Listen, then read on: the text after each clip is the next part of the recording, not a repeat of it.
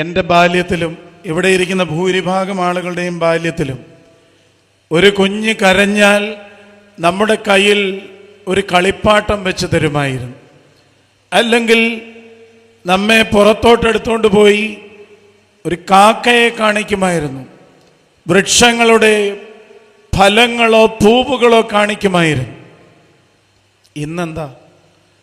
ഒരു കുഞ്ഞ് കരയാൻ തുടങ്ങിയാൽ ആദ്യം, അത് ഞാൻ പറയും, ഏതാനും മാസങ്ങൾക്കുള്ളിൽ തന്നെ കരയുന്ന കുഞ്ഞിൻ്റെ കയ്യിലേക്ക് നാം വെച്ചു കൊടുക്കുന്നത് നമ്മുടെ സ്മാർട്ട് ഫോണുകളാണ്. കാരണം മാതാപിതാക്കൾ വളരെ തിരക്കാണ്. ഈ സന്ദർഭത്തിൽ ഒരു കാര്യം കൂടെ പരാമർശിക്കേണ്ടതായിട്ടുണ്ട്. എൻ്റെയൊക്കെ ബാല്യകാലത്തിൽ ഒരു ജോയിൻറ്റ് ഫാമിലി സിസ്റ്റമായിരുന്നതിനാൽ അപ്പനും അമ്മയും തിരക്കായിരുന്നെങ്കിൽ പോലും വല്യപ്പനും വല്യമ്മയും നമ്മെ ഒന്ന് എടുക്കുവാനായിട്ടുണ്ടായിരുന്നു. നമ്മുടെ കരച്ചിൽ കേൾക്കുവാനായിട്ടുണ്ടായിരുന്നു. നമ്മെ ഒന്ന് താരാട്ട് പാടുവാനായിട്ടുണ്ടായിരുന്നു.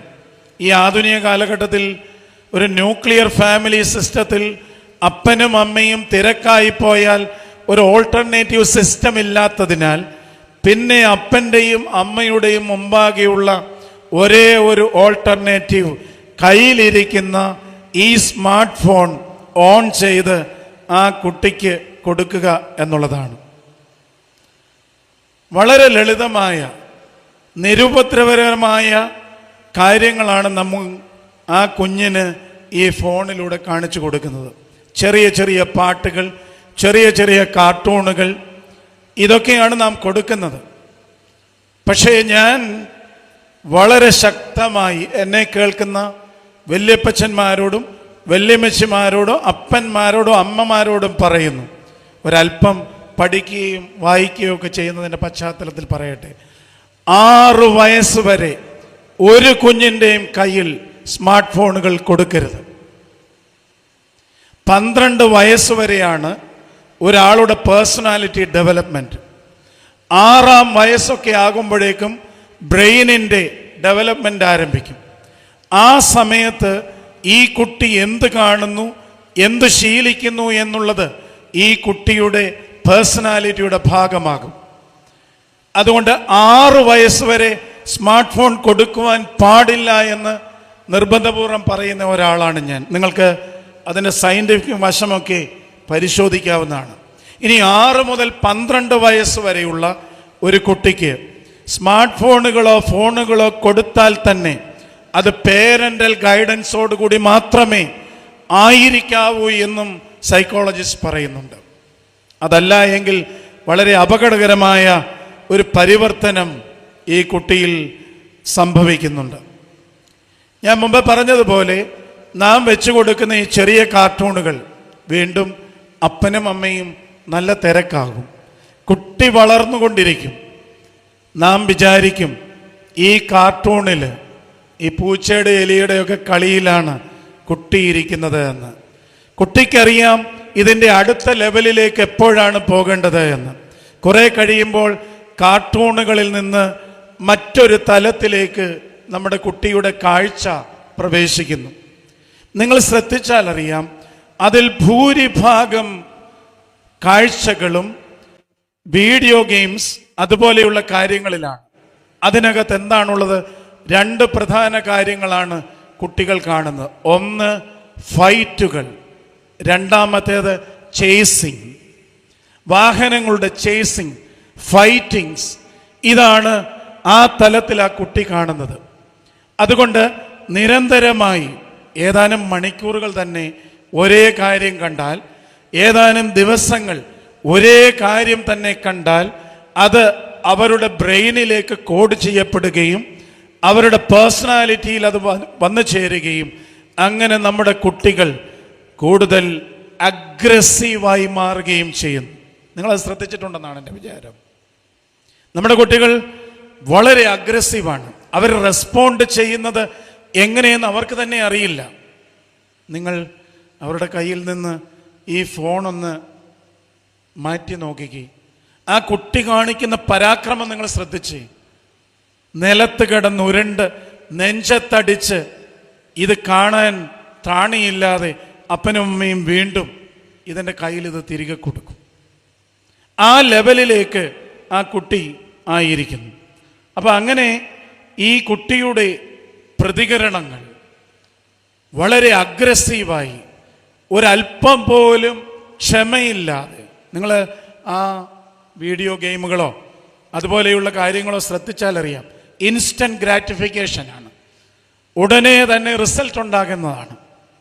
നമ്മൾ പണ്ട് കർഷകരായിരുന്നതിനാൽ നമ്മുടെ ആത്മീയതയിലും നമ്മുടെ ജീവിതത്തിലുമൊക്കെ ഒരു വെയിറ്റിംഗ്, ഒരു സാവകാശം, കാത്തിരിക്കുവാൻ, ഒരു വിത്തിട്ടാൽ വിത്ത് മുളച്ച് വളർന്ന് ഫലം കായ്ച്ച് വരുന്ന ഒരു വെയിറ്റിംഗ്, ഒരു പേഷ്യൻസ്, ഒരു ക്ഷമ നമുക്കുണ്ടായിരുന്നു. ഈ കാലഘട്ടത്തിൽ അതില്ല. അതിൻ്റെ കാരണം എന്താണെന്ന് ചോദിച്ചാൽ അത് ഇൻസ്റ്റൻറ്റ് ഗ്രാറ്റിഫിക്കേഷൻ നൽകുന്നതാണ്, പെട്ടെന്ന് റിസൾട്ടുകൾ ഉണ്ടാക്കുന്നതാണ്. ഇവിടെ ഈ കുട്ടികൾക്കും സംഭവിക്കുന്നത് അത് തന്നെയാണ്. വല്ലാതെ അഗ്രസീവാകുന്ന, വല്ലാതെ കോപിക്കുന്ന, വല്ലാതെ പ്രതികരിക്കുന്ന കുട്ടികളുടെ എണ്ണം വർദ്ധിക്കുന്നു. ഞാൻ വീണ്ടും പറയുന്നു, കാഴ്ചകളാണ് പ്രധാന പ്രശ്നം. എന്നെ കേൾക്കുന്ന വീണ്ടും ഗ്രാൻഡ് പേരൻസിനോടും പേരൻസിനോടും എനിക്ക് വളരെ വിനീതമായ ഒരു അഭ്യർത്ഥനയുണ്ട്. നമ്മുടെ കുടുംബങ്ങളിലെ, നമ്മുടെ പേരൻറ് ചൈൽഡ് റിലേഷൻഷിപ്പിലെ, നമ്മുടെ കുട്ടികളും മാതാപിതാക്കളും വല്യപ്പന്മാരും വല്യമ്മമാരും തമ്മിലുള്ള ബന്ധത്തിലെ പ്രധാന പ്രതിസന്ധി എവിടെയാണ് ആരംഭിച്ചതെന്നറിയാമോ? കഥ പറച്ചിൽ നിന്നുപോയി. ഇന്ന് കഥ പറച്ചിലില്ല. പണ്ട് നമുക്ക് ധാരാളം കഥ പറയുമായിരുന്നു. ആ കഥ പറച്ചിലായിരുന്നു ഇമാജിനേഷൻസ് ഉണ്ടാകുന്നത്. ഞാനിപ്പോഴും ഓർക്കുന്നുണ്ട്, എൻ്റെ അപ്പൻ ഇന്ത്യൻ എയർഫോഴ്സിൽ ആയിരുന്നതിനാൽ എനിക്ക് 2 മാസം പ്രായമായപ്പോൾ എൻ്റെ വല്യപ്പനെ ഏൽപ്പിച്ചിട്ട് അപ്പനും അമ്മയും ജോലിക്ക് പോയി. ഞാൻ മുമ്പ് പറഞ്ഞതുപോലെ വീട്ടിലുണ്ടായിരുന്ന ഒരു ഓൾട്ടർനേറ്റീവ് സിസ്റ്റമാണ്. എൻ്റെ വല്യമ്മ ഞാൻ ഉണ്ടാകുന്നതിന് മുമ്പേ മരിച്ചു പോയതാണ്. അപ്പോൾ വല്യപ്പൻ്റെ കൂടെയാണ് ഞാൻ വളർന്നത്. വല്യപ്പൻ്റെ കൈ പിടിച്ച് നടക്കുമ്പോൾ എത്രയധികം ചോദ്യങ്ങളാണ് വല്യപ്പനോട് ചോദിച്ചുകൊണ്ടിരുന്നത്. ആ ചോദ്യങ്ങൾ വളരെ നിസ്സാരമാണ്. ഈ ഇല എന്താ പച്ചിച്ചിരിക്കുന്നത്? ഈ ഇല എന്താ മഞ്ഞിച്ചിരിക്കുന്നത്? ഇങ്ങനെ കൈ പിടിച്ച് നടക്കുമ്പോൾ ഉണ്ടായിരുന്ന ഈ സംഭാഷണം, ഈ കഥ പറച്ചിൽ, വേദപുസ്തകം വായിച്ചിട്ടായിരുന്നു അബ്രഹാമിൻ്റെ കഥയും ഇസഹാക്കിൻ്റെ കഥയും യേശുവിൻ്റെ കഥയൊക്കെ നമ്മൾ അറിഞ്ഞിരുന്നത്. ഇതെല്ലാം നമ്മുടെ വീട്ടിൽ നമ്മൾ നമ്മുടെ കുഞ്ഞുങ്ങളോട് പറഞ്ഞു കൊടുത്ത കഥകളായിരുന്നു. ആ കഥ പറച്ചിൽ തിരിച്ചു പിടിച്ചില്ലെങ്കിൽ നഷ്ടം കൂടുതലാണെന്ന് വിശ്വസിക്കുന്ന ഒരാളാണ് ഞാൻ. അതുകൊണ്ട് നിങ്ങളുടെ കുഞ്ഞുങ്ങളോട് കമ്മ്യൂണിക്കേറ്റ് ചെയ്യുക, നിങ്ങളുടെ കുഞ്ഞുങ്ങളോട് സംസാരിക്കുക. ഈ ഫോൺ കൊടുത്ത് അതിന് പകരം വയ്ക്കാനായിട്ട് ശ്രമിക്കാതെ. ഇവിടെ ഇരിക്കുന്ന എല്ലാവരും തന്നെ ചോദിച്ചാൽ പറയും, നിങ്ങൾ ആർക്ക് വേണ്ടിയാണ് ജീവിക്കുന്നത്? മക്കൾക്ക് വേണ്ടിയാണെന്നല്ലേ പറയുന്നത്? നിങ്ങൾ മക്കൾക്ക് വേണ്ടി, കൊച്ചുമക്കൾക്ക് വേണ്ടി ജീവിക്കുന്നുണ്ടെങ്കിൽ ഈ കാലഘട്ടത്തിൽ അത്യാവശ്യം ചെയ്യേണ്ട ഒരു കാര്യമാണ് പ്രിയമുള്ളവരെ ഇത്. ഞാനൊരു പഴഞ്ചനാണെന്ന് നിങ്ങൾ പറയുമായിരിക്കും. പക്ഷേ ചില പഴമകളാണ് ഇന്നും ഈ കാലഘട്ടത്തിലും മനുഷ്യ ജീവിതം നിലനിർത്തുന്നത് എന്നുള്ളത് വിസ്മരിക്കേണ്ട. അതുകൊണ്ട് കുട്ടിയും മാതാപിതാക്കളും തമ്മിലുള്ള ബന്ധം ആഴമാക്കുന്നതിന് നമ്മുടെ കുട്ടികളുടെ കാഴ്ചകളെക്കുറിച്ച് നാം തീർച്ചയായിട്ടും പുനഃപരിശോധിക്കണം. ഒരു 7ാം ക്ലാസ് 8ാം ക്ലാസ് ഒക്കെ ആകുമ്പോൾ അവർ ഫോണിൽ കാണുവാനായിട്ട് തുടങ്ങുന്നത് ന്യൂഡിറ്റിയാണ്, നഗ്നതയാണ്. നാം അറിയുന്നില്ല. അതിനുള്ള ധാരാളം സാധ്യതകളാണ് നമ്മുടെ സ്മാർട്ട് ഫോണിൽ. ഒരു 9ാം ക്ലാസ് 10ാം ക്ലാസ് ആകുമ്പോൾ, ആ സമയമാകുമ്പോഴേക്കും നാം അവർക്ക് പ്രത്യേക മുറികൾ കൊടുക്കും. ഇതെൻ്റെ മകൻ്റെ മുറി, ഇത് മോളുടെ മുറി എന്ന് പറഞ്ഞ് പ്രത്യേകം മുറികൾ കൊടുത്ത് അവരുടെ ലോകം സൃഷ്ടിക്കുകയും ഈ സ്മാർട്ട് ഫോണുമായിട്ട് അവർ അവരുടെ മുറികളിലേക്ക് ഒതുങ്ങുകയും ചെയ്യുമ്പോൾ അവരുടെ കാഴ്ചയ്ക്ക് കുറേ കൂടെ സ്വകാര്യത ഉണ്ടാകുന്നു. അവർ കാണുന്നത് നഗ്ന ചിത്രങ്ങളും നഗ്ന വീഡിയോകളും അതുപോലെയുള്ള കാര്യങ്ങളുമാണ്. എല്ലാവരുമാണെന്ന് ഞാൻ ജനറലൈസ് ചെയ്യുന്നില്ല. പക്ഷേ ഒരു ജനറൽ ടെൻഡൻസി ഈ കാലഘട്ടത്തിൽ അല്പം കുട്ടികളെ ഒന്ന് പഠിക്കുവാനായിട്ട് ശ്രമിച്ചപ്പോൾ എനിക്ക് മനസ്സിലായ ഒരു കാര്യമാണ്. ഞാൻ പലപ്പോഴും ആലോചിച്ചിട്ടുണ്ട്, ഒരു വീട്ടിൽ 2 ആൺകുട്ടികളാണെങ്കിൽ അല്ലെ 2 പെൺകുട്ടികളാണെങ്കിൽ എന്തിനാ പ്രിയമുള്ളവർ ഈ 2 മുറി കൊടുക്കുന്നത്? 2 കൂടെ ഒരിടത്ത് കിടക്കട്ടെ. ഒരു ആൺകുട്ടിയും പെൺകുട്ടിയും ആണെങ്കിൽ ഒരു 6-7 വയസ്സൊക്കെ വരെ ഒരു മുറിയിൽ കഴിഞ്ഞിട്ട് പിന്നെ 2 ആക്കാമെന്ന് പറയാം. 2-3 ആൺകുട്ടികളുള്ളവർക്ക് എന്തിനാണ് ഈ 3 മുറി കൊടുക്കുന്നത്? ഒരു മുറി പോരെ? ഞാൻ പഴഞ്ചനല്ലേ? പക്ഷേ ഞാൻ പല സ്ഥലങ്ങളിലും പറഞ്ഞിട്ടുണ്ട്, ഞങ്ങളുടെ വീട്ടിൽ ഞങ്ങൾ 3 സഹോദരങ്ങളാണ്. ഇന്ന് ഞാൻ ഈ ചെങ്ങന്നൂരിലേക്ക് യാത്ര ചെയ്തുകൊണ്ടിരിക്കുമ്പോഴും എൻ്റെ ഇളയ സഹോദരൻ്റെ ഫോൺ വന്ന് എവിടെയാണെന്ന്. ഒരു സഹോദരൻ ചെന്നൈയിലാണ്. വല്ലപ്പോഴും അവനും വിളിക്കും, ഞാനും വിളിക്കും. ഞാൻ പൂർണ്ണമായി വിശ്വസിക്കുന്ന ഒരു കാര്യമാണ്, ആ വിളിയുടെ ആ കരുതലിൻ്റെ പ്രധാന കാരണം ഞങ്ങളുടെ വീട് അത്ര ചെറിയ വീടൊന്നുമല്ലായിരുന്നു, കുറേയധികം മുറികളുള്ള വീടായിരുന്നു. പക്ഷേ ഞങ്ങൾ 3 സഹോദരങ്ങളും കൂടെ ഒരു മുറിയിൽ പാർത്തതിൻ്റെ അനന്തര ഫലമാണ് ഇപ്പോഴും ആ ബന്ധമെന്ന് വിശ്വസിക്കുന്ന ഒരാളാണ് ഞാൻ. നിങ്ങളിപ്പം വിചാരിക്കുന്നുണ്ട് ഈ തിരുമേനി ഇന്ന് രാത്രി വിളിക്കണ്ടായിരുന്നെന്ന്. ഞാൻ പറയുവാനായിട്ട് ശ്രമിച്ചത്, സ്വകാര്യ മുറികൾ, സ്വകാര്യമായ അവരുടെ പേഴ്സണൽ സ്മാർട്ട് ഫോണുകൾ, അവർ കാണുന്നത്, അവർ ചെയ്യുന്നത് എന്താണെന്ന് നമുക്കറിയാൻ വയ്യാത്ത ഒരവസ്ഥയാണ്. 11ാം ക്ലാസ്സിലും 12ാം ക്ലാസ്സിലുമൊക്കെ ആകുമ്പോഴേക്കും കണ്ടതൊക്കെ, അതിന് മുമ്പേ തുടങ്ങും എങ്കിലും കണ്ടതൊക്കെ ഒന്ന് അനുഭവിക്കുവാനായിട്ടുള്ളൊരാഗ്രഹം ഉണ്ടാകും. നമ്മുടെ കാഴ്ചയ്ക്കൊരു പ്രശ്നമുണ്ടല്ലോ. നാം ഒരു കാര്യം കണ്ടാൽ, പ്രത്യേകിച്ചും നമ്മുടെ വികാരങ്ങളെ ഉണർത്തുന്ന കാഴ്ചകൾ കണ്ടാൽ, അത് നമ്മുടെ തലച്ചോറിലുണ്ടാക്കുന്ന ഒരു പ്രകമ്പനം, അത് നമ്മുടെ ശരീരത്തിലേക്ക് വ്യാപിച്ച് അതൊരു ആക്ഷനിലേ അവസാനിക്കുകയുള്ളൂ.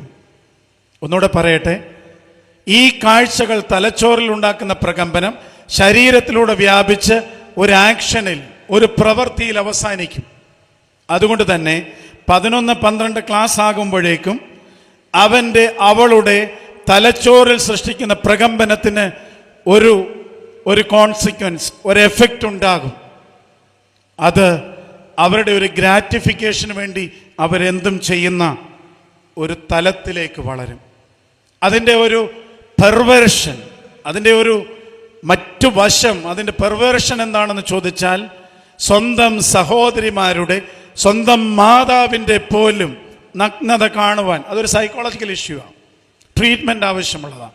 പക്ഷേ അങ്ങനെയുള്ള ആളുകൾ, ഞാൻ ബാംഗ്ലൂരിൽ പഠിച്ചതിനാൽ അവിടെ ഏഷ്യയിലെ തന്നെ വളരെ പ്രശസ്തമായ ഒരു ന്യൂറോ ഹോസ്പിറ്റൽ ഉണ്ടായിരുന്നു, നിംഹാൻസ് എന്ന് പറയുന്നത്. അവിടെ വരുന്ന കുട്ടികളുടെ ട്രീറ്റ്മെൻറ്റുമായി ബന്ധപ്പെട്ടൊക്കെ അവിടുത്തെ ഡോക്ടർമാരോടൊക്കെ സംസാരിച്ചപ്പോൾ അവർ പറഞ്ഞ ചില വിഷയങ്ങൾ കേട്ട് ഹൃദയം പൊട്ടുകയാണ്. സ്വന്തം മാതാവിൻ്റെ, സ്വന്തം സഹോദരിയുടെ നഗ്നത കാണുവാൻ, ഫോട്ടോ എടുക്കുവാൻ, ഷെയർ ചെയ്യുവാൻ, അത് നല്ല വിലയ്ക്ക് വിൽക്കുവാൻ തയ്യാറാകുന്ന കുട്ടികളുടെ എണ്ണം വർദ്ധിച്ചു വരുന്നു. കാഴ്ചകളിലാണ് ആരംഭിക്കുന്നത്. 11ഉം 12ഉം ക്ലാസ്, അതും അതിനു മുമ്പേ ആരംഭിക്കും. പിന്നെ ആരംഭിക്കുന്നത് എന്താണ്? ഓൺലൈൻ ചാറ്റിംഗ്, ഫേസ് ടൈം എന്ന് വേണ്ട. കാരണം വേറെ ആരും ഇത് കാണുന്നില്ലല്ലോ. മുറിയിൽ ഒറ്റയ്ക്കിരുന്ന് അവരവർക്ക് താല്പര്യമുള്ളവരെ, അവരെ ഓൺലൈൻ കോൺവെർസേഷൻ, അവരുടെ ചാറ്റിംഗ്. ഞാൻ എപ്പോഴും പറയാറുണ്ട് മക്കളോട്, മക്കളെ ചാറ്റിംഗ് പലപ്പോഴും ചീറ്റിംഗ് ആയി പോകും, സൂക്ഷിക്കണമെന്ന്. ചാറ്റിംഗ് ഒരു പരിചയവുമില്ലാത്തവരുടെ കൂടെ ഇറങ്ങിപ്പോവുകയാണ്. പിന്നെ എത്ര വാർത്തകളാണ് നാം ദിനം പ്രതി വായിക്കുന്നത്, എത്രയോ വാർത്തകളാണ്. ഒരു പരിചയവുമില്ലാതെ, ഒരു ശരിയായ അഡ്രസ്സ് പോലുമില്ലാത്ത ഒരാളോട് ചാറ്റ് ചെയ്ത്, ഒരാളോട് സംസാരിച്ച് 1 ദിവസം 2 ദിവസം കഴിയുമ്പോൾ ഇറങ്ങിപ്പോകുന്നുണ്ടെങ്കിൽ സൂക്ഷിക്കണം പ്രിയമുള്ളവരെ. കോളേജ് തലമാകുമ്പോഴേക്കും ഇതിന് മൂർധന്യാവസ്ഥയിൽ എത്തും. കാണുന്നതിനും ചെയ്യുന്നതിനും ഒന്നും ഒരു പരിധിയില്ലാതെ വരികയാണ്. ഈ അടുത്ത സമയത്ത് ഒരു പോലീസ് ഉദ്യോഗസ്ഥൻ, പരിചയമുള്ള ഒരു പോലീസ് ഉദ്യോഗസ്ഥൻ പറഞ്ഞു, ഒരു ഹോട്ടലല്ല, ഒരു ചെറിയ സ്ഥാപനം റെയ്ഡ് ചെയ്തപ്പോൾ കോളേജിൽ പഠിക്കുന്ന കുട്ടികൾ അതിനകത്തുണ്ടായിരുന്നു എന്നാണ് പറഞ്ഞത്. നിങ്ങളുടെ മക്കളെ എല്ലാവരും സംശയിക്കണമെന്നല്ല ഞാൻ പറയുന്നത്, പക്ഷെ ശ്രദ്ധിക്കണം. അപ്പോൾ കോളേജിലാകുമ്പോഴേക്കും ഇത് വേറൊരു തലത്തിലേക്ക് പ്രവേശിച്ച് അതിൻ്റെ മൂർധന്യാവസ്ഥയിലെത്തുന്നു. ഞാൻ വിചാരിച്ചു വിവാഹം കഴിച്ചാലൊക്കെ ഇത് അടങ്ങുമെന്നാണ് വിചാരിച്ചു. ഭൂരിഭാഗം പേർക്കും അങ്ങനെ ഒരു ഡിസിപ്ലിനും കൺട്രോളും ഒക്കെ ഉണ്ട്.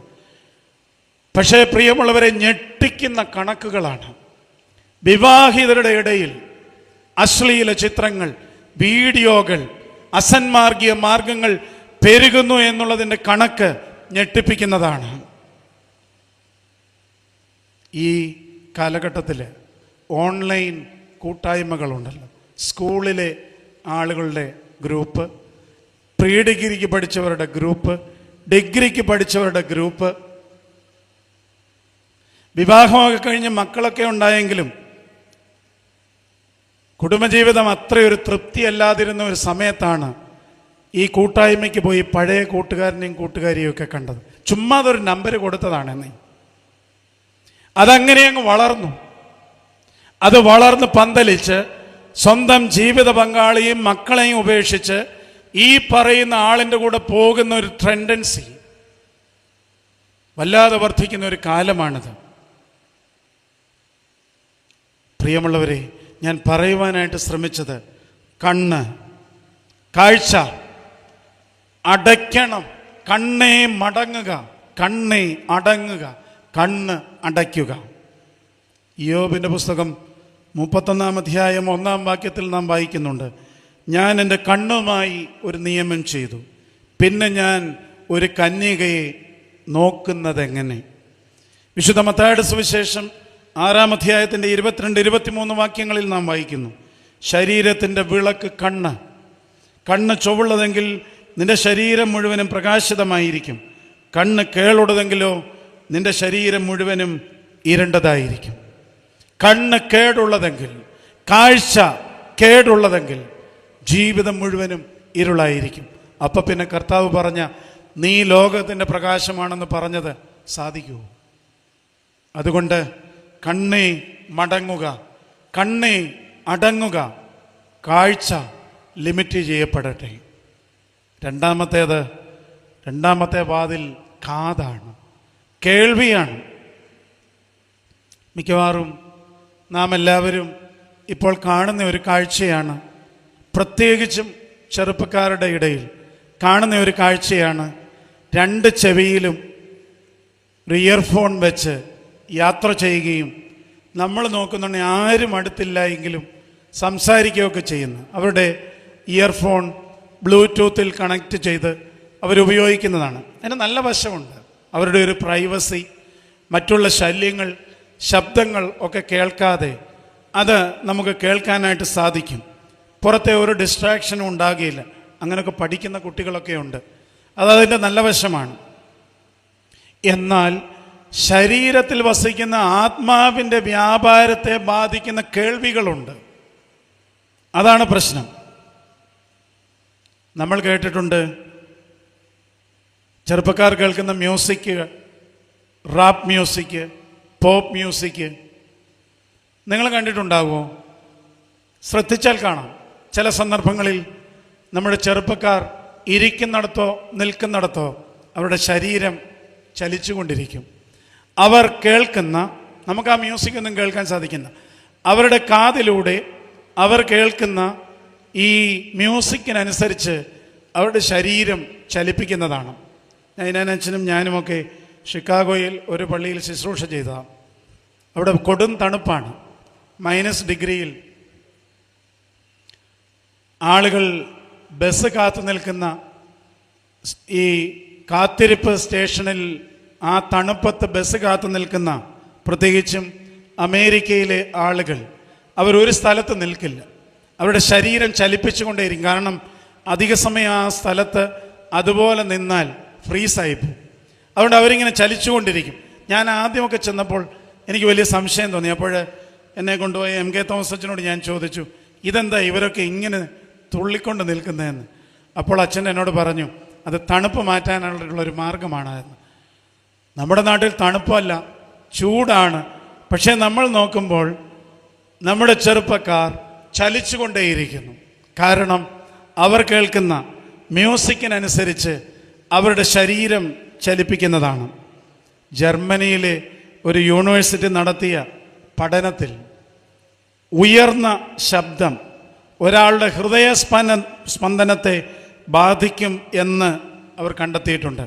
അതിനവർ നൽകിയ പേര് ഏട്രിയൽ ഫൈബ്രിലേഷൻ എന്ന് പറയുന്ന ഒരു തലക്കെട്ടാണ്. Atrial fibrillation. ആ അവസ്ഥയ്ക്ക് അത് ഹൃദയത്തിൻ്റെ സ്പന്ദനം ഇറഗുലറാക്കും.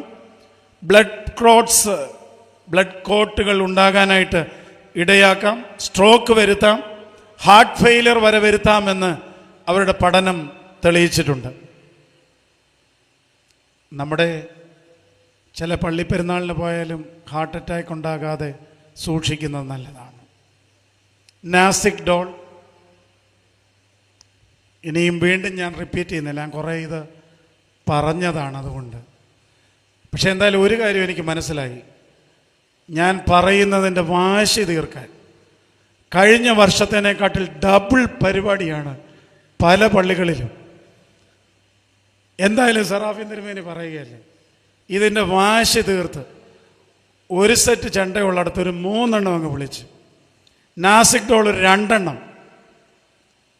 പിന്നെ ഞാൻ പലപ്പോഴും ആലോചിക്കാറുണ്ട്, ചില മൈക്കുകാരൻ എന്നോട് ക്ഷമിക്കണേ, നമ്മുടെ ഈ ബോക്സിൻ്റെ മുമ്പിലൊക്കെ ചെന്ന് നിന്നാൽ നമുക്ക് തന്നെ അറിയാം നമ്മുടെ ഹൃദയം ഇങ്ങനെ ഹൃദയത്തിൽ വന്ന് ശബ്ദമടിക്കുന്നത് നമുക്കറിയാനായിട്ട് സാധിക്കും. അങ്ങനെ ശബ്ദത്തിൻ്റെ ഒരു ലോകം, ആ ശബ്ദത്തിൻ്റെ ലോകത്തിൽ ജീവിക്കുന്ന നമ്മെ സംബന്ധിച്ചിടത്തോളം ചെവികൾ ഒന്നടയ്ക്കാനായിട്ടുള്ള സമയമായി. ഇനി മറ്റേത് പല കാര്യങ്ങളുണ്ട്. ഈ നമ്മുടെ ചെറുപ്പക്കാർ മാത്രമാണെന്ന് ഞാൻ പറയുന്നില്ല. ചെറുപ്പക്കാർ കേൾക്കുന്ന കേൾവികളിൽ മലയാള ഭാഷയിലും മറ്റു ഭാഷയിലുമുള്ള തെറിപ്പാട്ടുകൾ ഇഷ്ടം പോലെ ഉണ്ട്. നിങ്ങൾ സൂക്ഷിച്ച് നോക്കണ്ട, പഴയ കാലത്തും തെറിപ്പാട്ടുകൾ ഇഷ്ടം പോലെ ഉണ്ടായിരുന്നു. എന്നാൽ ഈ കാലത്ത് അത് സോഷ്യലി അക്സെപ്റ്റഡ് ആയിട്ട് വന്നിരിക്കുന്നു. തെറിപ്പാട്ടുകൾ കേൾക്കുകയാണ്. ഇങ്ങനെ നമ്മുടെ കേൾവികളിലൂടെ നമുക്ക് നമ്മുടെ ആത്മാവിൻ്റെ വ്യാപാരത്തെ ബാധിക്കുന്ന പല കാര്യങ്ങൾ സംഭവിക്കുന്നു. ഇനി ബ്ലൂടൂത്തും ഇയർഫോണും ഒന്നും ഇല്ലാത്ത സാധാരണക്കാരായ ആളുകളുടെയും ചെവി ഒന്ന് അടയ്ക്കുന്നത് നല്ലതാണെന്നാണ് എനിക്ക് തോന്നുന്നത്. ഇത് നമ്മൾ പണ്ട് മുതലേ പറഞ്ഞിട്ടുള്ളതാണ്. മറ്റുള്ളവരുടെ കുറ്റവും കുറവും പറഞ്ഞ് കേൾക്കാൻ ഒരു വല്ലാത്ത താല്പര്യം. പ്രത്യേകിച്ചും സോഷ്യൽ മീഡിയ വന്നതോടുകൂടി വളരെ എളുപ്പമാണ്. ടൈപ്പ് പോലും ചെയ്യേണ്ട, ഇതൊന്ന് റെക്കോർഡ് ചെയ്ത് ഒന്ന് ഷെയർ ചെയ്തേച്ചാൽ മതി. കേൾക്കുക, ഷെയർ ചെയ്യുക, അടുത്ത ആൾ 100 പേർക്ക് കേട്ട് കഴിഞ്ഞ് ഷെയർ ചെയ്യും. ഇതിൻ്റെ വാസ്തവം എന്താണെന്ന് 1 മിനിറ്റ് പോലും ആലോചിക്കാതെ അന്വേഷിക്കാതെയും നമ്മുടെ കേൾവികളിലൂടെ നാം ചെയ്യുന്ന ഒരു അപരാധമാണിത്. എത്രയോ ആളുകളെയാണ്, എത്രയോ കുടുംബങ്ങളെയാണ് നശിപ്പിക്കുന്നത് ഈ കേൾവികൾ, ഈ ഷെയർ ചെയ്യലുകൾ. അതുകൊണ്ട് ശബ്ദങ്ങൾ ഒന്ന് കുറയട്ടെ. അപ്പോൾ കേൾവിക്ക് ഒരു നല്ല പശ്ചാത്തലം ഒരുങ്ങും. കാതുകൾ അടയ്ക്കുക, വലിയ ശബ്ദങ്ങളോട് നോ പറയുക, ദൈവശബ്ദം കേൾക്കുവാനായിട്ടുള്ള ഒരു സാധ്യതയെ നാം നമ്മുടെ കേൾവികളിൽ, നമ്മുടെ കാതുകളിൽ സൃഷ്ടിക്കുക. 3ാമത്തെ വാതിലാണ് വായ. നാവൂടെ ചേർത്ത് പറയാം, വായും നാവും. റോമർക്കെഴുതിയ ലേഖനം 1:29 മരണയോഗ്യൻ ആര് എന്ന് പറയുന്നതിൻ്റെ ലിസ്റ്റിൽ 2 വാക്കുകൾ ഉപയോഗിച്ചിട്ടുണ്ട്. ഏഷണിക്കാർ, കുരളക്കാർ എന്ന് പറഞ്ഞാൽ അപവാദം പറഞ്ഞ് വരുത്തുന്നവർ. മരണയോഗ്യമാണ്.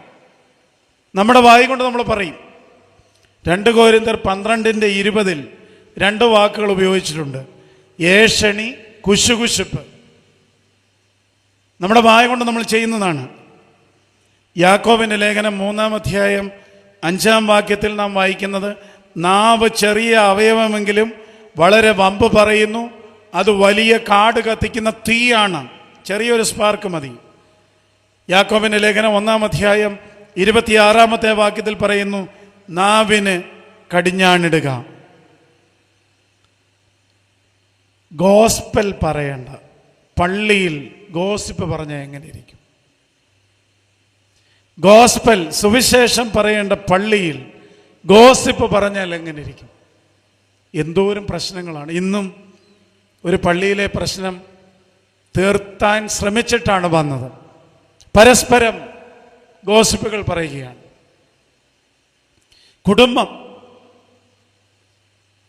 കുടുംബം എന്ന് പറയുന്നത് ഇറ്റ്സ് എ മിനിയേച്ചർ ചർച്ച്. സഭയുടെ, പള്ളിയുടെ ചെറിയ ഘടകമാണ് കുടുംബം. അവിടെ നമ്മുടെ വായ് കൊണ്ട് എന്തൊക്കെയാ പറയുന്നേ? ഞാൻ ഇപ്പോഴും ഓർക്കുന്നുണ്ട്, ഞാൻ വൈദികനായിരുന്ന സമയത്ത് ഇതുപോലെ ഒരു കൺവെൻഷൻ പ്രസംഗം കഴിഞ്ഞ് ഇറങ്ങി വന്നപ്പോൾ ഒരപ്പൻ കരഞ്ഞുകൊണ്ട് എന്നോടൊന്ന് സംസാരിക്കണമെന്ന് പറഞ്ഞ് പള്ളിക്ക് വെളിയിൽ നിൽപ്പുണ്ട്. ഞാൻ ചോദിച്ചു, എന്താണ് വിഷയം? അപ്പൻ എന്നോട് പറഞ്ഞു, അന്ന് 7-ാം ക്ലാസ്സിൽ പഠിക്കുന്ന മകൻ ഇവിടെ പറയാൻ കൊള്ളാത്ത തെറി അപ്പനെ വിളിച്ചു. അപ്പം ഞാൻ മകനെയും അപ്പനെയും അമ്മയൊക്കെ ചേർത്ത് നിർത്തി സംസാരിച്ചപ്പോൾ അവൻ എന്നോട് പറഞ്ഞു, വീട്ടിൽ അപ്പനും അമ്മയും വഴക്കുണ്ടാക്കുമ്പോൾ അങ്ങോട്ടും ഇങ്ങോട്ടും വിളിക്കുന്നതാണ് ഞാൻ കേട്ടത് എന്ന്. നമുക്ക് മനസ്സിലാകുന്നില്ല നമ്മുടെ വീട്ടിൽ നാം എന്തൊക്കെയാണ് സംസാരിക്കുന്നത്, നമ്മുടെ വായിലൂടെ എന്തൊക്കെയാണ് വരുന്നത് എന്ന്. വളരെയധികം സൂക്ഷ്മത ഉണ്ടാകേണ്ട ഒരു കാലമാണ്. നമ്മുടെ വായ്ക്കും നമ്മുടെ നാവിനും നിയന്ത്രണമുണ്ടാകണം. എത്രയധികം ആളുകളെയാണ് നാം മുറിവേൽപ്പിക്കുന്നത്, എത്രയധികം ആളുകളുടെ ജീവിതത്തിലാണ് പ്രശ്നങ്ങൾ ഉണ്ടാകുന്നത്. അപ്പോൾ അതുകൊണ്ട് നമ്മുടെ സംസാരത്തിൽ ഒരു നിയന്ത്രണം, വായടയ്ക്കണം എന്നാണ് പറഞ്ഞത്. ഇനി വായടയ്ക്കേണ്ട ഒരു 2ാമത്തെ തലമുണ്ട്. അതെവിടെയാണെന്ന് ചോദിച്ചാൽ, ഭക്ഷിക്കുന്നതിനും കുടിക്കുന്നതിനും പുകവലിക്കുന്നതിനും നോ പറയണം. വായടയ്ക്കേണ്ട സമയമായി. മനുഷ്യൻ്റെ വികാരങ്ങൾക്ക് ഒരു ഡിസിപ്ലിൻ ഉണ്ടാകണമെങ്കിൽ, ഞാൻ ആദ്യം പറഞ്ഞ പോലെ കാഴ്ചയ്ക്കൊരു ഡിസിപ്ലിൻ ഉണ്ടാകണം. 2ാമത്തേത് ഭക്ഷണത്തിനൊരു ഡിസിപ്ലിൻ ഉണ്ടാകണം. സാന്ദർഭികമായി ഒരു കാര്യം പറഞ്ഞോട്ടെ. ചെറുപ്പക്കാരൊക്കെ എന്നോട് ചോദിക്കാറുണ്ട്, എന്തിനാണ് ഈ നോമ്പ് കാലത്ത് വെജിറ്റേറിയൻ ഭക്ഷണം സഭ നിശ്ചയിക്കുന്നത് എന്ന്. അതിന് എനിക്ക് കിട്ടിയ ഉത്തരം, ആദിയിൽ ഏദനിൽ ആദാമിനും ഹവ്വായിക്കും യഹോവയായ ദൈവം ഭക്ഷിക്കുവാൻ കൊടുത്തത് വെജിറ്റേറിയൻ മാത്രമേ ഉണ്ടായിരുന്നുള്ളൂ. പാപം ചെയ്തതിന് ശേഷമാണ് കൊല്ലുവാനും തിന്നുവാനും തുടങ്ങിയത്. അതുകൊണ്ട് വെജിറ്റേറിയൻ ഫുഡിലേക്ക് മടങ്ങുക എന്ന് പറഞ്ഞാൽ അതിൻ്റെ അർത്ഥം പാപം ചെയ്യുന്നതിന് മുമ്പുള്ള അവസ്ഥയിലേക്കുള്ള മടക്കമാണ്. ഞാൻ പറയാനായിട്ട് ശ്രമിക്കുന്നത് നമ്മുടെ ഭക്ഷണക്രമത്തിനെക്കുറിച്ചാണ്. വീണ്ടും അമ്മമാരിലേക്കൊക്കെ ഒന്ന് വരട്ടെ. ഏറ്റവും നല്ല ഭക്ഷണം എന്തായിരുന്നു? ഒരു കുഞ്ഞിന് നൽകാവുന്ന ഏറ്റവും നല്ല ഫുഡ് എന്തായിരുന്നു? മുലപ്പാലായിരുന്നു. ഇമ്മ്യൂണിറ്റി പവർ വർദ്ധിക്കുമായിരുന്നു. മറ്റു പല കാര്യങ്ങളും അതിനോട് ചേർത്ത് പറയാനായിട്ടുണ്ട്. അതിലേറ്റവും പ്രധാനപ്പെട്ട കാര്യം, ഇന്ന് നമ്മളെല്ലാവരും പറയുന്ന ഈ കമ്മ്യൂണിക്കേഷൻ ഗ്യാപ്പ് എവിടെ ഉണ്ടായെന്നാണ്. എൻ്റെ വിചാരം, അമ്മയുടെ മാറിൽ നിന്ന് കുഞ്ഞിനെ മാറ്റിയപ്പോൾ തുടങ്ങിയതാണ് കമ്മ്യൂണിക്കേഷൻ ഗ്യാപ്പ്. അമ്മയുടെ മാറോട് ചേർന്ന് മുലപ്പാൽ വലിച്ച് കുടിക്കുമ്പോൾ കുട്ടിക്ക് ഭക്ഷണവും കിട്ടിയിരുന്നു, അമ്മയുടെ ഹൃദയത്തിൻ്റെ തുടിപ്പും നെഞ്ചിൻ്റെ ചൂടുമൊക്കെ അറിയാമായിരുന്നു. എന്ന് കുഞ്ഞിനെ അമ്മയുടെ മാറിൽ നിന്ന് മാറ്റിയോ, അപ്പോൾ ആരംഭിച്ചതാണ് അമ്മയുടെ ഹൃദയത്തിൻ്റെ തുടിപ്പ് മനസ്സിലാക്കാത്തത്, അമ്മയുടെ ശരീരത്തിൻ്റെ ചൂട് മനസ്സിലാക്കാത്തത്.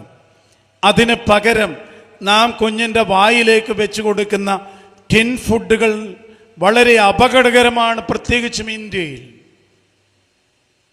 അത് പഠനങ്ങൾ നടത്തിയിട്ടുണ്ട്. കുട്ടികൾക്ക് ഏറ്റവും ഇഷ്ടമുണ്ടായിരുന്ന ചില നൂഡിൽസുകളൊക്കെ ഇന്ത്യയിൽ നിരോധിച്ചിട്ടുണ്ട്. ഇതൊക്കെ അറിയണം പ്രിയമുള്ളവരെ. ഈ ടിൻ ഫുഡുകളിൽ ഹോർമോണിൻ്റെ അംശം കൂടുതലായതിനാൽ കുട്ടിയുടെ പ്രായത്തിൽ കവിഞ്ഞ ശരീര വളർച്ച, ഹോർമോണുകളുടെ വളർച്ച, ചെറിയ പ്രായത്തിൽ തന്നെ പലതരത്തിലുള്ള വികാരങ്ങൾക്ക് അടിമപ്പെടുന്ന കുട്ടികളുടെ എണ്ണം വർദ്ധിക്കുന്നു. അതുകൊണ്ട് കുഞ്ഞിന് കൊടുക്കുന്ന ഭക്ഷണം, നാം കഴിക്കുന്ന ഭക്ഷണം, ഇതിനെക്കുറിച്ചൊക്കെയുള്ള കൃത്യമായ ഒരു ബോധ്യം നമുക്കുണ്ടാകണം. ഈ നോമ്പ് കാലത്തെങ്കിലും തീർച്ചയായും നമ്മുടെ കുഞ്ഞുങ്ങളെ ഈ വെജിറ്റേറിയൻ ഫുഡ് കഴിക്കാൻ പഠിപ്പിക്കണം പ്രിയമുള്ളവരെ. ഞാൻ കഴിഞ്ഞ ദിവസം ഒരു കുട്ടികളുടെ സമ്മേളനത്തിൽ നോമ്പ് എത്ര പേര് നോക്കുന്നുണ്ട് എന്ന് ചോദിച്ച് കൈ ഉയർത്താൻ പറഞ്ഞപ്പോൾ എനിക്ക് സന്തോഷം തോന്നി. അവിടെ ഇരിക്കുന്ന ഒരു 50% കുട്ടികളും നോമ്പ് നോക്കുവാനായിട്ട് തീരുമാനിച്ചവരാണ്. ഞാൻ അവരോട് ചോദിച്ചു, എങ്ങനെയാണ് നിങ്ങൾ നോമ്പ് നോക്കുന്നത്? അതിൽ സമയമില്ലാഞ്ഞതിനാൽ 2-3 പേരോട് ചോദിച്ചപ്പോൾ അവർ പറഞ്ഞത് വെജിറ്റേറിയൻ ഫുഡ് കഴിക്കുമെന്നാണ്. ഞാനും നിങ്ങളുമൊക്കെ ഈ നോമ്പ് കാലഘട്ടത്തിൽ അത്തരത്തിലുള്ളൊരു പ്രേരണ നമ്മളുടെ കുട്ടികൾക്ക് നൽകേണ്ടതല്ലേ? നമ്മൾ കഴിക്കുന്ന ഭക്ഷണത്തെക്കുറിച്ച് നമുക്കൊരു ധാരണ ഉണ്ടാകേണ്ടതല്ലേ? കാരണം നമ്മുടെ ഭക്ഷണം നമ്മുടെ സ്വഭാവത്തെ വല്ലാതെ ബാധിക്കുന്നുണ്ട്. ഏതാനും നാളുകൾക്ക് മുമ്പ്, കുറേ വർഷങ്ങൾക്ക് മുമ്പ് കേരളത്തിൽ നടത്തിയ ഒരു പഠനമുണ്ട്. ഏത് നാട്ടിൽ ജീവിക്കുന്നവരാണ് സാത്വികരായി എന്ന് പറഞ്ഞാൽ വലിയ അഗ്രസീവ്നെസ് ഒന്നുമില്ലാതെ വല്ലാതെ ശണ്ട കൂടാതെയൊക്കെ ജീവിക്കുന്നത് എന്നുള്ള പഠനത്തിൽ പാലക്കാടുകാരാണ് കേരളത്തിലെ ഏറ്റവും സൗമ്യമായി ഇടപെടുന്ന ആളുകൾ എന്ന് കണ്ടെത്തി. ഏറ്റവും വഴക്കുണ്ടാക്കുന്നവരാരാ? മധ്യ കേരളത്തിൽ ജീവിക്കുന്നവരാണ് ഏറ്റവും അഗ്രസീവായിട്ടും വഴക്കുണ്ടാക്കുന്നത്. കാരണം ഈ കാളയും പോത്തും കോഴിയുമെല്ലാം വല്ലാതെ ഭക്ഷിച്ച് അത് നമ്മുടെ സ്വഭാവത്തിലേക്ക് മാറി എന്നാണ്. അത് ഞാൻ ഇത് തമാശ പറയുന്നില്ല, ഞാൻ വായിച്ച ഒരു ലേഖനമാണ്. അപ്പോൾ അതുകൊണ്ട് നമ്മുടെ ഭക്ഷണം, നാം കഴിക്കുന്ന ഭക്ഷണം തീർച്ചയായും അതിനെക്കുറിച്ച് ആലോചിക്കണം. പുകവലി, മദ്യപാനം. മിനിഞ്ഞാന്നത്തെ പത്രത്തിൽ സന്തോഷം നൽകുന്ന ഒരു വാർത്തയുണ്ട്. കഴിഞ്ഞ വർഷം കേരളത്തിലെ മദ്യവിൽപ്പനയുടെ തുക കുറഞ്ഞു. അത് സന്തോഷം നൽകിയെങ്കിലും അത് നൽകുന്ന ഒരു സൂചനയുണ്ട്. എന്തുകൊണ്ടാണ് മദ്യം കുറഞ്ഞത്? മയക്കുമരുന്ന് ഉപയോഗം കൂടിയത് കൊണ്ടാണ്. മയക്കുമരുന്ന് ഉപയോഗം കൂടിയതിനാൽ മദ്യപാനം കുറഞ്ഞു എന്ന് ഞാൻ വിചാരിക്കുന്നു. വായിലൂടെ, മൂക്കിലൂടെ, അതോടെ ചേർത്ത് പറഞ്ഞേക്കാം, വായിലൂടെ മൂക്കിലൂടെ കടക്കാൻ പാടില്ലാത്തതൊക്കെ കടന്ന് മദ്യപാനം ആയിരുന്നു ഏറ്റവും വലിയ പ്രതിസന്ധി. ഈ ദിവസങ്ങളിലൊക്കെ നാം ചർച്ച ചെയ്യുന്നത് കേരളത്തിൽ സംഭവിച്ചുകൊണ്ടിരിക്കുന്ന, പ്രത്യേകിച്ചും മയക്കുമരുന്നുമായി ബന്ധപ്പെട്ടുള്ള കൊലപാതകങ്ങളും അതുമായി ബന്ധപ്പെട്ടിട്ടുള്ള അഗ്രസീവായിട്ടുള്ള ശണ്ടകൾ, കലഹങ്ങൾ, ഒരു കുട്ടിയുടെ തല തല്ലിപ്പൊട്ടിച്ചവനെ കൊല്ലുക, ഇതിൻ്റെയൊക്കെ പിന്നിൽ ഇത്തരത്തിലുള്ള ദുരുപയോഗമുണ്ട് എന്ന് ഓർക്കുക. എല്ലാവരും ഇതാരംഭിച്ചത് ചെറുതായിട്ടാണ്. പക്ഷേ ആരംഭിച്ചവരിൽ ഒരു നല്ല ശതമാനവും രക്ഷപ്പെട്ടിട്ടില്ല, അവരുടെ കുടുംബവും രക്ഷപ്പെട്ടിട്ടില്ല. അതുകൊണ്ട് ഇതിനെക്കുറിച്ച് നാം കാര്യമായിട്ട് പരിഗണിക്കണം. 2 കാര്യങ്ങളാണ് വായയെക്കുറിച്ച് ഞാൻ പറഞ്ഞത്. അതിൽ 1 നമ്മുടെ സംസാരം, 2 നമ്മുടെ ഭക്ഷണ രീതി. ഇത് രണ്ടും നമ്മുടെ ഉള്ളിലുള്ള ആത്മാവിനെ ബാധിക്കുന്നുണ്ടോ എന്നുള്ളത് ഓർക്കുക. മൂക്കും ശ്വസനം കൂടെ വളരെ പെട്ടെന്ന് പറയാം, സമയം അതിക്രമിക്കുന്നതിനാൽ. ഞാനും നിങ്ങളിവിടെ ഇരിക്കുമ്പോൾ നമ്മൾ കൃത്യമായി ചെയ്യുന്നതും അത്യാവശ്യം ചെയ്യേണ്ടതും എന്നാൽ ശ്രദ്ധിക്കപ്പെടാത്തതുമായ ഒരു കാര്യമുണ്ട്. അതെന്താ? ശ്വസനമാണ്. നമ്മളിൽ എത്ര പേർ നമ്മുടെ ശ്വാസത്തെ അറ്റൻഡ് ചെയ്യുന്നുണ്ട്, ശ്രദ്ധിക്കുന്നുണ്ട്. ഞാനതിനെ ഒരു ധ്യാനമെന്ന് പറയാം. വെറുതെ ഇരുന്ന് നമ്മുടെ ശ്വാസോച്ഛ്വാസത്തെ ശ്രദ്ധിക്കുക. കുറേ കഴിയുമ്പോൾ നമുക്കത് ഫീൽ ചെയ്യാനായിട്ട് തുടങ്ങും. മൂക്കിൽ കൂടി കയറി നാഭി വരെ എത്തുന്ന ശ്വാസം, നാഭിയിൽ നിന്ന് തിരിച്ച് മൂക്കിലൂടെ ഇറങ്ങിപ്പോകുന്ന ശ്വാസം. Attend your breath. ഇതിനകത്തേക്കാണ് നാം പുകവലിച്ച് പുകയും അതുപോലെ തന്നെ മയക്കുമരുന്നും കടത്തിവിട്ടിട്ട് അത് നമ്മുടെ നാസാരന്ധ്രങ്ങളെ മാത്രമല്ല തലച്ചോറിനെയും ബാധിച്ച് പിന്നെ എന്ത് ചെയ്യുന്നു എന്നറിയാൻ വയ്യാത്ത ഒരു സ്ഥിതിയിലേക്ക് വരുന്നത്. അതുകൊണ്ട് മൂക്ക്, ശ്വസനം ഇതൊക്കെ വളരെ പ്രധാനപ്പെട്ടതാണ്. 5-ാമത്തെ വാതിലാണ് ത്വക്ക്. ഞാനതിന് സ്പർശനം എന്ന് പറയും. അരുതാത്തത്, അനുവദിക്കപ്പെടാത്തതിലേക്ക് കൈകൾ നീട്ടപ്പെടുക. ആദിയിൽ ഉൽപ്പത്തി പുസ്തകം മുതൽ മനുഷ്യവർഗത്തിന് സംഭവിച്ച പരാജയങ്ങൾ അതാണ്. തൊടരുത്, പറിക്കരുത്, തിന്നരുത് എന്ന് പറഞ്ഞതിലേക്ക് കൈകൾ നീട്ടി. ആ വേദഭാഗത്ത് ആ പഴത്തെക്കുറിച്ച് പറയുന്നുണ്ട്, അത് കാണുവാൻ ഭംഗിയുള്ളതാണ് എന്ന്. പക്ഷെ ഇന്നത്തെ കാലഘട്ടത്തിൽ തിരിച്ചറിയുന്നില്ല, കാണുവാൻ ഭംഗിയുള്ളതെല്ലാം കഴിക്കാൻ കൊള്ളാമെന്ന് തിരിച്ചറിയുന്നില്ല. അങ്ങനെ അരുതാത്തതിലേക്കുള്ള സ്പർശനം. സമൂഹ മാധ്യമങ്ങളിലെ ചില വീഡിയോകളൊക്കെ നമ്മൾ കാണുമ്പോൾ നാം വല്ലാതെ അസ്വസ്ഥരാകും. ഹൈസ്കൂൾ പോലും വേണ്ട, UP സ്കൂളിലൊക്കെ പഠിക്കുന്ന പെൺകുട്ടികളും ആൺകുട്ടികളുമൊക്കെ കെട്ടുപിണഞ്ഞ് കിടക്കുകയാണ്. ഇതൊക്കെ പറയുന്നതിൽ എന്നോട് ക്ഷമിക്കണം. ഞാൻ പത്തനംതിട്ട കാതോലിക്കേറ്റ് കോളേജിൽ പഠിച്ച ഒരാളാണ്. ഇവിടെ ഇരിക്കുന്ന പലരും അവിടെ പഠിച്ചിട്ടുണ്ട്. അവിടെ പഠിച്ചിട്ടുള്ളവർക്കറിയാം, അവിടെ ലൈബ്രറിയുടെ അടുത്ത് ഒരു ലവേഴ്സ് കോർണർ ഉണ്ടായിരുന്നു. പ്രേമിക്കുന്നവരുടെ ഒരു സ്ഥലമായിരുന്നു. വലിയ പ്രോഗ്രാം ഒന്നുമില്ലായിരുന്നു. നമ്മൾ പോകുമ്പോൾ കാണാതിരിക്കാൻ നമ്മൾ ചെല്ലുമ്പോൾ ആ കുടയൊന്ന് മറച്ചു പിടിച്ച് അവർ വർത്തമാനം പറഞ്ഞിട്ടങ്ങ് പോകുമായിരുന്നു. ഇന്ന് അങ്ങനെയൊന്നുമല്ല. ഇന്ന് കാണുന്ന കാഴ്ചകൾ അങ്ങനെയല്ല. അത് ദുഃഖകരമാണ്. വളരെയധികം വൈകൃതങ്ങളാണ്. കാണുവാൻ പാടില്ലാത്തത് കാണുക, സ്പർശിക്കുവാൻ പാടില്ലാത്തത് സ്പർശിക്കുക, എന്ത് ചെയ്യണമെന്നുള്ളതിനെക്കുറിച്ച് യാതൊരു ഗ്രാഹ്യവുമില്ലാതെ കുട്ടികൾ പോലും ആയിത്തീരുന്ന ഒരു കാലഘട്ടം. അതുകൊണ്ട് അതിനും നമുക്കൊരു നിയന്ത്രണം ആവശ്യമാണ്. നമ്മുടെ ത്വക്ക്, നമ്മുടെ സ്പർശനം അതൊക്കെ ദൈവികമാകുവാനായിട്ട് ഇടയാകട്ടെ. പഞ്ചേന്ദ്രിയങ്ങൾ അടയ്ക്കുക എന്നാണ് പറഞ്ഞത്. ഒരു 10 മിനിറ്റ് കൊണ്ട് 2ാം ഭാഗം പറഞ്ഞ് ഞാൻ അവസാനിപ്പിക്കാം. അതിനെ തുറക്കുന്നതിനെ കുറിച്ചാണ് പറയുന്നത്.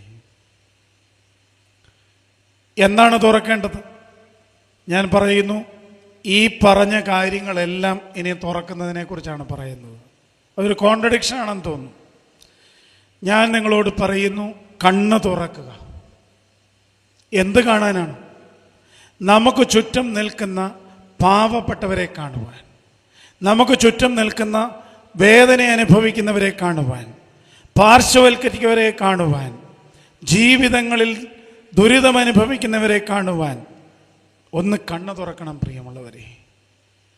നിർഭാഗ്യവശാൽ നമ്മൾ മുഴുവൻ സമയവും ഈ സ്ക്രീനിൽ കണ്ണു നട്ടിരിക്കുന്നതിനാൽ നമുക്ക് ഈ കാഴ്ചകൾ കാണുവാനായിട്ട് സാധിക്കുന്നില്ല. നിങ്ങളൊരു പക്ഷേ സമൂഹ മാധ്യമങ്ങളിൽ വന്ന ഒരു വീഡിയോ കണ്ടിരിക്കും. ഒരമ്മയുടെ തൊട്ടടുത്ത് ഒരു മകനിരിപ്പുണ്ട്. ഞാൻ മുമ്പേ പറഞ്ഞതുപോലെ അവൻ്റെ സ്മാർട്ട് ഫോണിൽ വീഡിയോ കാണുകയാണ്. അവൻ്റെ കാതുകളിൽ ഇയർഫോൺ ഉണ്ട്. തൊട്ടടുത്തിരിക്കുന്ന അമ്മ ഹൃദയസ്തംഭനം വന്ന് ഇവനെ വിളിക്കാനായിട്ട് ശ്രമിക്കുന്നുണ്ട്, കൈയെത്തുന്നില്ല. അവിടെ ഇരുന്ന് ആവുന്നത് ശ്രമിക്കുന്നുണ്ട്. തൊട്ടടുത്ത് മകനുണ്ടായിട്ടും അമ്മയ്ക്കുണ്ടായ ഹൃദയാഘാതം അറിയാതെ അമ്മ അവിടെ മരിച്ചു വീഴുന്ന ഒരു വീഡിയോ ഏതാനും മാസങ്ങൾക്ക് മുമ്പ് കാണുകയുണ്ടായി. തൊട്ടടുത്തിരിക്കുന്നവരെ പോലും ഒന്ന് കാണുവാൻ കഴിയാത്ത കണ്ണാണ്. പാവപ്പെട്ടവരെ കാണുവാൻ കഴിയാത്ത കാഴ്ചയാണ് നമുക്കുള്ളത്. നമ്മുടെ ചുറ്റും എത്രയധികം ആളുകളാണ് പാവപ്പെട്ടവർ.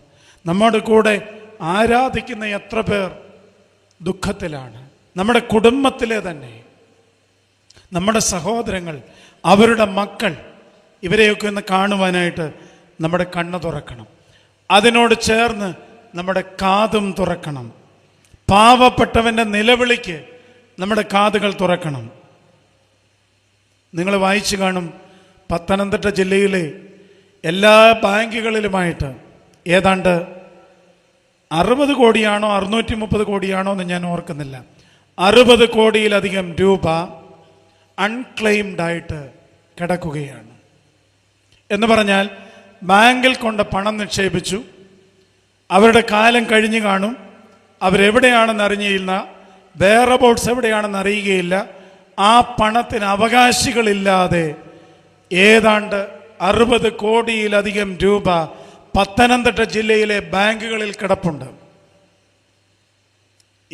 ഞാൻ വിശ്വസിക്കുന്നു ഈ ബാങ്കിൽ നിക്ഷേപിച്ചവരുടെ സ്വന്തം കുടുംബങ്ങളിലെ സഹോദരങ്ങൾ പട്ടിണിയിലായിരുന്നു, അവരുടെ അയൽവക്കത്ത് പട്ടിണിയുണ്ടായിരുന്നു, അവരുടെ സമീപം വേദനപ്പെടുന്നവരുണ്ടായിരുന്നു. അവരെ ഒന്നും കാണാതെ സമ്പാദിച്ച് ബാങ്കിലിട്ടത് അനുഭവിക്കുവാൻ ആളില്ലാതെ വരുന്ന ഒരു ദുസ്ഥിതി.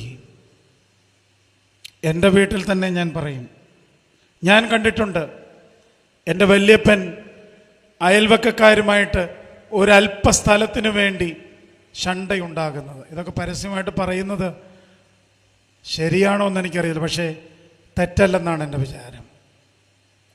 ശണ്ടയുണ്ടാകുന്നത് ഞാൻ കണ്ടിട്ടുണ്ട്. എൻ്റെ വല്യപ്പന് ശേഷം എൻ്റെ അപ്പന് ശേഷം ഞങ്ങൾ 3 പേര്, ഞങ്ങൾ 3 പേരെയും കൂടെ വിളിച്ചു കൂട്ടി അപ്പൻ ഈ വസ്തുവിനെക്കുറിച്ചും പണത്തെക്കുറിച്ചുമൊക്കെ സംസാരിച്ചപ്പോൾ എൻ്റെ ഇളയ സഹോദരൻ അപ്പനോട് പറഞ്ഞൊരു കാര്യം എന്നെ അത്ഭുതപ്പെടുത്തി. എനിക്ക് ഈ വീട് നിൽക്കുന്നതും 10 സെൻറ്റും കൂടെ മതിയെന്ന്. എനിക്ക് ഈ വീട് നിൽക്കുന്നതും 10 സെൻറ്റും കൂടെ മതിയെന്ന്. എൻ്റെ ഒരു അനുജൻ ചെന്നൈയിലാണ്. വീതം വെച്ച് കൊടുത്താൽ ഉറപ്പായും അവനത് വിറ്റ് കാശും കൊണ്ടുപോകും. പിന്നെ ബാക്കിയുള്ള വസ്തു, അപ്പം ഞാൻ പറഞ്ഞു എനിക്കൂടെ കുറച്ച് തരണമെന്ന് പറഞ്ഞു, തന്നില്ല.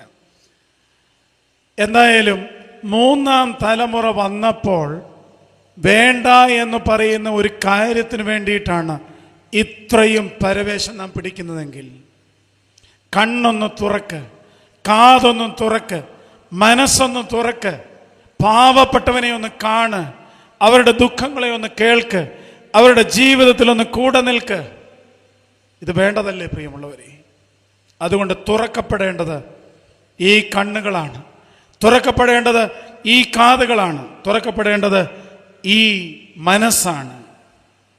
വായും തുറക്കണം. ഞാൻ മുമ്പേ പറഞ്ഞത് വാ തുറക്കരുതെന്ന. വായ തുറക്കണം, നല്ലത് പറയാൻ തുറക്കണം, അനീതിക്കെതിരെ സംസാരിക്കുവാൻ തുറക്കണം, നീതിക്ക് വേണ്ടി പോരാടുവാൻ തുറക്കണം. പൂർണ്ണ ശക്തിയോടും പൂർണ്ണ ആത്മാവോടും പൂർണ്ണ മനസ്സോടും കൂടെ ആരാധനയ്ക്ക് പള്ളിയിൽ വന്ന് വാ തുറന്ന് പാടണം. ഉണ്ടോ? ഞാൻ പലയിടത്തും പറഞ്ഞിട്ടുണ്ട്, പൊതുയോഗത്തിലെ ശബ്ദം അങ്ങ് കുറയ്ക്കും, ആരാധനയുടെ ശബ്ദം കൂട്ടും. ഇന്ന് നേരെ തിരിച്ചാണ്. പൊതുയോഗത്തിൽ വലിയ ശബ്ദമാണ്, ഒരു ആമീനും കുറിയലായസോനും, പ്രത്യേകിച്ചും കൊയറുണ്ടെങ്കിലും ഇല്ലെങ്കിലും. തുബ്ദേൻ്റെ സമയത്ത് ഒരു പ്രാർത്ഥന ചൊല്ലിയാൽ ആമീനുമില്ല, കുറിയലായസോനുമില്ല, ചൊല്ലുന്ന അച്ഛൻ തന്നെ ചൊല്ലിക്കോണം. വായ അനങ്ങത്തില്ല, വായ തുറക്കത്തില്ല, ആരാധിക്കാൻ വായ തുറക്കില്ല, അട്ടഹസിക്കാൻ വായ തുറക്കും. പള്ളിയിലെ ദുസ്ഥിതിയല്ല ഇത്. അതുകൊണ്ട് വായ തുറക്കണം, അനീതിക്കെതിരെ തുറക്കണം, ശബ്ദം ഉയർത്തണം, ആരാധിക്കുവാൻ വായ തുറക്കണം. ഞാൻ ഒന്നുകൂടെ പറയട്ടെ, ഇവിടെ പുരുഷന്മാരും സ്ത്രീകളും ഒക്കെ ഉണ്ടല്ലോ, പൊതുയോഗത്തിലൊന്ന് ശബ്ദം കുറയ്ക്കുക. ഞാനിരുന്ന ഷിക്കാഗോ പള്ളിയിൽ ഒരു പ്രാവശ്യം MK തോമസ് അച്ഛൻ അനൗൺസ്മെൻ്റ് നടത്തുകയാണ് പൊതുയോഗത്തെക്കുറിച്ച്. അപ്പോൾ അവിടുത്തെ പൊതുയോഗം വളരെ ശാന്തമായി നടക്കുന്ന ഒരു പൊതുയോഗമാണ്. അവിടെ ഇരിക്കുന്ന ഒരു കുട്ടി, ഞാൻ കുട്ടികളുടെ ഇടയിലിരിക്കുക, ആ കുട്ടി പറയുന്നത് ഇറ്റ്സ് ബോറിങ്, ഇറ്റ്സ് ബോറിങ്. ഏതാ? പൊതുയോഗം ബോറിംഗ് ആണെന്ന് നമ്മളോട് ചോദിച്ചാൽ പറയുമോ പൊതുയോഗം ബോറിംഗ് ആണെന്ന്? ഇനി അടുത്ത പൊതുയോഗം വരുന്നുണ്ട്, തിരഞ്ഞെടുപ്പ് പൊതുയോഗം വരുന്നുണ്ട്. നമ്മൾ നല്ല കച്ചകെട്ടി ഇറങ്ങിയിരിക്കുകയാണ്. നമുക്കിതൊരു ബോറിങ്ങേ അല്ല. കാരണം പൂർവാധികം ശക്തിയോടെ നമ്മളിങ്ങനെ പൊതുയോഗത്തിൽ ശബ്ദമുയർത്താനായിട്ട് തയ്യാറായിക്കൊണ്ടിരിക്കുകയാണ്. ആരാധനയ്ക്ക് വരുമ്പോൾ എന്താണ് ഇത് തുറക്കാത്തത്? വായ തുറന്ന് പാടണ്ടേ? വായ തുറന്ന് പ്രതിവാക്യം പറയണ്ടേ? അതില്ല. അതുകൊണ്ട് ആരാധനയ്ക്ക് വായ തുറക്കണം. ഈ ശ്വാസത്തെക്കുറിച്ച് ഞാൻ മുമ്പ് പറഞ്ഞല്ലോ. നമ്മുടെ ശ്വാസം ഒന്ന് അറ്റൻഡ് ചെയ്യണം, നമ്മുടെ മൂക്കിനെ ഒന്ന് അറ്റൻഡ് ചെയ്യണം. അതിൻ്റെ കൂട്ടത്തിൽ നമുക്കെല്ലാവർക്കും അറിയാവുന്നതാണ് ലോർഡ്സ് പ്രേയർ, സ്വർഗസ്വനായ ഞങ്ങളുടെ പിതാവേ. അതിൻ്റെ കൂട്ടത്തിൽ നിങ്ങൾ ജീസസ് പ്രേയർ എന്ന് പറയുന്ന ഒരു പ്രാർത്ഥന മെഡിറ്റേറ്റ് ചെയ്യണം. Lord Jesus Christ, son of God, have Mercy on me A Sinner. യേശുവേ ദൈവപുത്ര, പാപിയായി എന്നോട് കരുണ ചെയ്യണമേ. യേശുവേ ദൈവപുത്ര, പാപിയായി എന്നോട് കരുണ ചെയ്യണമേ. ശ്വാസം ഉള്ളിലേക്ക് വലിക്കുമ്പോൾ യേശുവേ ദൈവപുത്ര എന്നും, ശ്വാസം നിശ്വസിക്കുമ്പോൾ പാപിയായി എന്നോട് കരുണ ചെയ്യണമേ എന്ന് നമ്മൾ റിപ്പീറ്റഡായിട്ട് ശ്വാസോച്ഛ്വാസത്തോട് ചേർന്ന് ധ്യാനിക്കുക. ഈ പ്രാർത്ഥനയ്ക്ക് പ്രെയർ ഓഫ് ദ ഹാർട്ട് എന്നൊരു വിശേഷണം കൂടെയുണ്ട്. കുറേ കഴിയുമ്പോൾ ഇത് ഹൃദയത്തിൻ്റെ പ്രാർത്ഥനയായിട്ട് മാറും, നമ്മുടെ ജീവിതത്തിൻ്റെ ഭാഗമായിട്ട് മാറും. കൂടുതൽ താല്പര്യമുള്ളവർക്ക് വേ ഓഫ് ദ പിൽഗ്രിം എന്ന് പറയുന്ന ഒരു ക്ലാസിക്കൽ സ്പിരിച്വൽ ബുക്കുണ്ട്. അതിൻ്റെ ഡീറ്റെയിൽസ് അതിനകത്തുണ്ട്, പഠിക്കാവുന്നതാണ്. അപ്പോൾ നമ്മുടെ ശ്വാസോച്ഛ്വാസത്തോട് ചേർന്ന് ധ്യാനങ്ങൾ ഉണ്ടാകട്ടെ. ഇനി നിങ്ങൾക്ക് തന്നെ ധ്യാനം ഉണ്ടാക്കാം. യഹോവ എൻ്റെ ഇടയനാകുന്നു, എനിക്ക് മുട്ടുണ്ടാകുകയില്ല. കുറിയേ ലായിസോൻ, ഇതെല്ലാം നമുക്ക് ധ്യാനിക്കാവുന്നതാണ്. അപ്പം നമ്മുടെ ശ്വാസത്തോട്, നമ്മുടെ മൂക്കിനോട് ചേർന്ന് അതുണ്ടാകട്ടെ. നമ്മുടെ സ്പർശനങ്ങൾ നല്ല സ്പർശനങ്ങളാകട്ടെ, സാന്ത്വനം നൽകുന്നവയാകട്ടെ, വീഴുന്നവനെ താങ്ങുന്ന കൈകളാകട്ടെ, സ്വർഗത്തേക്കുയർത്തി പ്രാർത്ഥിക്കുന്നവയാകട്ടെ, അനുഗ്രഹിക്കുന്നതാകട്ടെ. തലയിൽ കൈവച്ച് പ്രാർത്ഥിക്കുമ്പോൾ നിങ്ങളും ചെയ്യാറില്ലേ? അച്ഛന്മാർ മാത്രമല്ലല്ലോ, വല്യപ്പച്ചന്മാരെ കൊച്ചുമക്കളെയൊക്കെ തലയിൽ കൈവച്ചൊക്കെ പ്രാർത്ഥിച്ചു വിടാറല്ലേ? എന്താ പ്രിയമുള്ളവരെ അപ്പോൾ സംഭവിക്കുന്നത്? എൻ്റെ ഈ കൈയുടെ ഈ ഭാഗം ഒരു പവർ സ്റ്റേഷനാണ്. നിങ്ങൾ കുറച്ചൊക്കെയെങ്കിലും യോഗയും ഒക്കെ പഠിച്ചാൽ അത് പഠിക്കാനായിട്ട് സാധിക്കും. എൻ്റെ ഈ ഭാഗം ഒരു പവർ സ്റ്റേഷനാണ്. എൻ്റെ തിരുനെറ്റി അല്ലെങ്കിൽ എൻ്റെ മൂർധാവ് എന്ന് പറയുന്നതും ഒരു പവർ സ്റ്റേഷനാണ്. അപ്പോൾ തലയെ കൈവച്ച് പ്രാർത്ഥിക്കുമ്പോൾ രണ്ട് പവർ സ്റ്റേഷൻ ഒന്നിച്ച് വരുമ്പോൾ രണ്ടുപേരുടെയും ചിന്താധാര ഒന്നാണെങ്കിൽ പോസിറ്റീവ് എനർജി പ്രവഹിക്കും. രണ്ടുപേരുടെയും എനർജി ലെവൽ രണ്ടാണെങ്കിൽ ഒരു ആക്ഷൻ നടക്കുമെന്നേ ഉള്ളൂ. ഇതുതന്നെയാണ് നമ്മുടെ ആരാധനയിലുള്ള സമാധാനത്തിൻ്റെ ശുശ്രൂഷ. എൻ്റെ ചിലർ സമാധാനം നൽകുന്നതൊക്കെ കണ്ടാൽ വളരെ ദുഃഖകരമാണ്.